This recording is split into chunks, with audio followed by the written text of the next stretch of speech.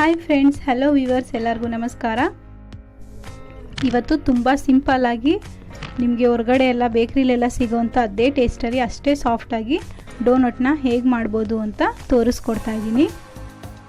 ಅದನ್ನು ಮಾಡೋದು ಹೇಗೆ, ಹಾಗೆ ಅದಕ್ಕೆ ಬೇಕಾಗಿರೋಂಥ ಇಂಗ್ರೀಡಿಯೆಂಟ್ ಏನಂತ ತೋರಿಸ್ತಿದ್ದೀನಿ.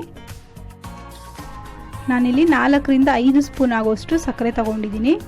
ವೈಟ್ ಚಾಕ್ಲೇಟ್ ತೊಗೊಂಡಿದ್ದೀನಿ, ಆಪ್ಷನಲ್ ಅದು. ವೈಟ್ ಚಾಕ್ಲೇಟ್ ಬೇಕಿದ್ರೆ ಯೂಸ್ ಮಾಡಿ, ಇಲ್ಲಾಂದರೆ ಸ್ಕಿಪ್ ಮಾಡ್ಬೋದು.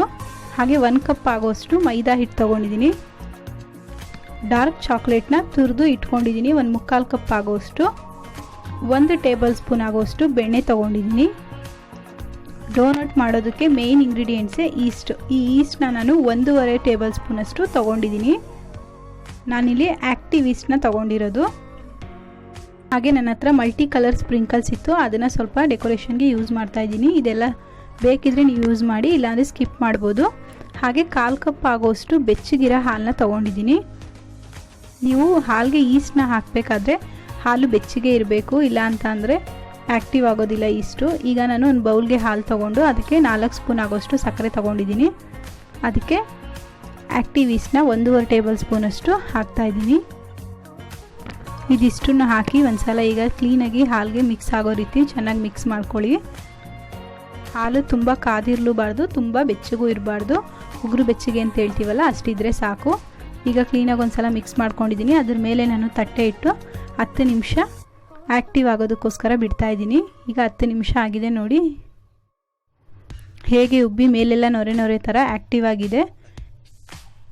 ಇದನ್ನು ಈಗ ನಾನು ಸೈಡಲ್ಲಿ ಇಟ್ಕೋತಿದ್ದೀನಿ. ನಂತರ ಒಂದು ಮಿಕ್ಸಿಂಗ್ ಬೌಲ್ ತೊಗೊಂಡು ಅದಕ್ಕೆ 1 ಕಪ್ ಆಗೋಷ್ಟು ಮೈದಾ ಹಿಟ್ಟನ್ನು ಹಾಕ್ತಾಯಿದ್ದೀನಿ. ನನಗೆ 1 ಕಪ್ಪಲ್ಲಿ 10 ಡೋನಟ್ ಆಗಿದೆ. ಅದಕ್ಕೆ 1 ಚಿಟಿಕೆ ಆಗೋಷ್ಟು ಉಪ್ಪು ಹಾಕ್ತಾಯಿದ್ದೀನಿ. ಈಗ ಚೆನ್ನಾಗಿ ಮಿಕ್ಸ್ ಮಾಡ್ಕೋತಾ ಇದ್ದೀನಿ. ಎಲ್ಲ ಕಡೆ ಉಪ್ಪಿನ ಅಂಶ ಸ್ಪ್ರೆಡ್ ಆಗಬೇಕು ಆ ರೀತಿಯಾಗಿ.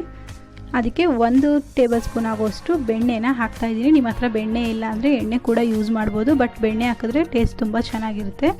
ಈಗ ಎಲ್ಲ ಕಡೆಗೂ ಬೆಣ್ಣೆಯಿಂದ ಅಂಶ ಸ್ಪ್ರೆಡ್ ಆಗಬೇಕು ಆ ರೀತಿ ಮಿಕ್ಸ್ ಮಾಡ್ಕೊಂಡಿದ್ದೀನಿ. ಅದಕ್ಕೆ ಆ್ಯಕ್ಟಿವ್ ಆಗಿರೋಂಥ ಹಾಲನ್ನ ಹಾಕ್ತಾಯಿದ್ದೀನಿ. ಸ್ವಲ್ಪನೇ ಆ ಹಾಲನ್ನ ಹಾಕ್ಕೊಂಡು ಮಿಕ್ಸ್ ಮಾಡ್ಕೊಳ್ಳಿ. ಎಷ್ಟು ಬೇಕಾಗುತ್ತೆ ಅಷ್ಟು. ನಾನಿಲ್ಲಿ 1 ಕಪ್ ತೊಗೊಂಡಿರೋದಕ್ಕೆ ಆ ಹಾಲು ಕರೆಕ್ಟಾಗಿ ಪೂರ್ತಿಯಾಗಿ ಹಿಡಿದಿದೆ. ನನಗೆ ಎಕ್ಸ್ಟ್ರಾ ನೀರು ಹಾಲು ಯಾವುದೂ ಸೇರಿಸಿಲ್ಲ. 1 ಕಪ್ ಹಿಟ್ಟಿಗೆ ಕರೆಕ್ಟಾಗಿ 1/4 ಕಪ್ ಆಗೋಷ್ಟು ಹಾಲು ಹಿಡಿದಿದೆ. ನಿಮಗೆ ಒಂದು ವೇಳೆ ಮತ್ತೆ ಇನ್ನೂ ಸ್ವಲ್ಪ ಹಾಲು ಬೇಕನ್ಸಿದ್ರೆ ಹಾಲು ಅಥವಾ ನೀರನ್ನ ಹಾಕಿ ಹಿಟ್ಟನ್ನು ಕಲಿಸ್ಕೋಬೋದು.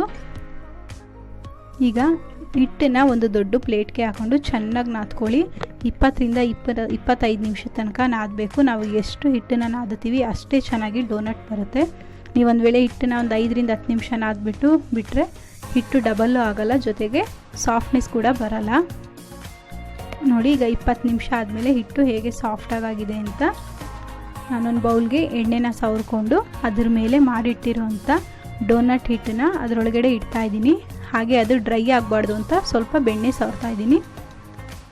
ಬೆಣ್ಣೆ ಸವರ್ಕೊಂಡು ಒಂದು ಏರ್ ಕಂಟೈನರ್ ಬಾಕ್ಸ್ಗೆ ಹಾಕಿ 1 ಗಂಟೆ ಟೈಮ್ ಬಿಟ್ಟಿದ್ದೀನಿ. ನೋಡಿ, 1 ಗಂಟೆ ಟೈಮ್ ಆದಮೇಲೆ ಹಿಟ್ಟು ಎಷ್ಟು ಚೆನ್ನಾಗಿ ಉಬ್ಬಿ ಡಬಲ್ ಆಗಿದೆ ಅಂತ. ನೋಡಿ, ನಾವು ಈ ರೀತಿ ಪ್ರೆಸ್ ಮಾಡಿದ್ರೆ ಒಳಗಡೆ ಹೇಗೆ ಹೋಗ್ತಿದೆ ಅಂತ. ಈ ರೀತಿಯಾಗಾದರೆ ನಮಗೆ ಡೋನಟ್ ಕರೆಕ್ಟಾಗಿ ಬರುತ್ತೆ. ನಾವು ಮಾಡಿಟ್ಟಿರೋಂಥ ಹಿಟ್ಟು ಪರ್ಫೆಕ್ಟ್ ಆಗಿದೆ ಅಂತ. ನೋಡಿ, ಹಿಟ್ಟು ಎಷ್ಟು ಚೆನ್ನಾಗಿ ನೈಸ್ ಆಗಿದೆ ಅಂತ. ಇದನ್ನು ಈಗ ಮತ್ತೆ ಒಂದು ಸಲ ನಾದ್ಕೊಂಡು ದಪ್ಪ ಸೈಜಲ್ಲಿ ಉಂಡೆ ಮಾಡಿಕೊಂಡು ಲಟ್ಟಿಸ್ಕೊತಾ ಇದ್ದೀನಿ ನಾನು. ದಪ್ಪನಾಗೆ ಲಟ್ಟಿಸ್ಕೊಳ್ಳಿ, ತುಂಬ ತೆಳುವಾಗಿರೋದೇನು ಬೇಡ. ದಪ್ಪ ಆಗಿದ್ರೆ ನಿಮಗೆ ಡೋನಟ್ಟು ಉಬ್ಬಿ ಚೆನ್ನಾಗಿ ಬರುತ್ತೆ. ಹಾಗೆ ಈ ವಿಡಿಯೋನ ಯಾರೆಲ್ಲ ನೋಡ್ತಾ ಇದ್ದೀರಾ, ನನ್ನ ಚಾನಲ್ನ ಇನ್ನೂ ಸಬ್ಸ್ಕ್ರೈಬ್ ಮಾಡಿಲ್ಲ ಅಂದರೆ ಪ್ಲೀಸ್ ನನ್ನ ಚಾನಲ್ನ ಸಬ್ಸ್ಕ್ರೈಬ್ ಮಾಡಿ, ಪಕ್ಕದಲ್ಲಿರೋಂಥ ಬೆಲ್ ಐಕನ್ನ ಕ್ಲಿಕ್ ಮಾಡಿ. ನಾನು ಒಂದು ಗ್ಲಾಸ್ ತೊಗೊಂಡು ರೌಂಡ್ ಶೇಪಲ್ಲಿ ಕಟ್ ಮಾಡ್ಕೊತಾ ಇದ್ದೀನಿ. ಹಾಗೆ ಚಿಕ್ಕದೊಂದು ಕ್ಯಾಪ್ ತೊಗೊಂಡು ಮಧ್ಯ ಕೂಡ ಹೋಲ್ ಮಾಡ್ಕೊತಾ ಇದ್ದೀನಿ.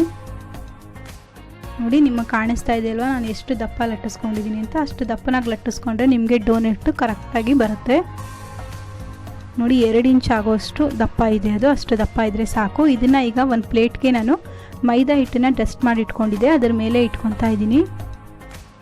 ಈಗ ಮಾಡಿಟ್ಟಿರೋಂಥ ಡೋನಟ್ಗೆಲ್ಲ ನಾನು ಸ್ವಲ್ಪ ಬೆಣ್ಣೆನ ಸವರಿ ಅದರ ಮೇಲೆ ಒಂದು ಕಾಟನ್ ಬಟ್ಟೆನ ಮುಚ್ಚಿ ಅರ್ಧ ಗಂಟೆ ಬಿಟ್ಟಿದ್ದೀನಿ. ನೋಡಿ, ಅರ್ಧ ಗಂಟೆ ಆದಮೇಲೆ ಹೇಗೆ ಡಬಲ್ ಆಗಿದೆ ಅಂತ. ನಾವು ಈ ರೀತಿ ಮುಚ್ಚಿಡೋದ್ರಿಂದ ಹಿಟ್ಟು ಡ್ರೈ ಆಗೋದಿಲ್ಲ, ಅದಕ್ಕೋಸ್ಕರ ಮುಚ್ಚಿಡಬೇಕು. ಈಗ ನಾನು ಬಿಸಿನೀರನ್ನ ಕೆಳಗಡೆ ಒಂದು ಪಾತ್ರೆಯಲ್ಲಿ ಇಟ್ಟಿದ್ದೆ, ಅದರ ಮೇಲ್ಗಡೆ ಒಂದು ಚಿಕ್ಕ ಬೌಲ್ ಇಟ್ಕೊಂಡು ಅದಕ್ಕೆ ಡಾರ್ಕ್ ಚಾಕ್ಲೇಟ್ನ ಹಾಕಿ ಮೆಲ್ಟ್ ಮಾಡ್ಕೋತಾ ಇದ್ದೀನಿ. ಚಾಕ್ಲೇಟು ಪೂರ್ತಿಯಾಗಿ ಮೆಲ್ಟ್ ಆಗಬೇಕು, ಆ ರೀತಿ ಮೆಲ್ಟ್ ಮಾಡ್ಕೊಳ್ಳಿ. ನಿಮ್ಮ ಹತ್ರ ಚಾಕ್ಲೇಟ್ ಇಲ್ಲ ಅಂತಂದರೆ ಚಾಕ್ಲೇಟ್ ಸಿರಪ್ ಕೂಡ ಯೂಸ್ ಮಾಡ್ಬೋದು.